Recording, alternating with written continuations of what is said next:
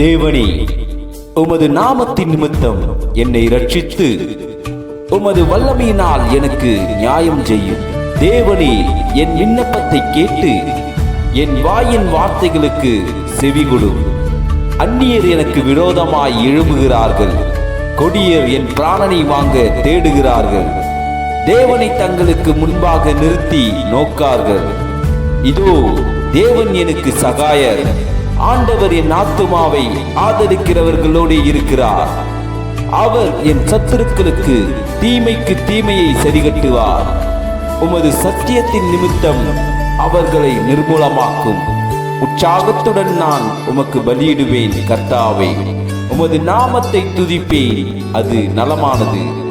அவர் எல்லா நெருக்கத்தையும் நீக்கி என்னை விடுவித்தார். என் கண் என் சத்துருக்களின் நீதி சரிக்கட்டுதலை கண்டது.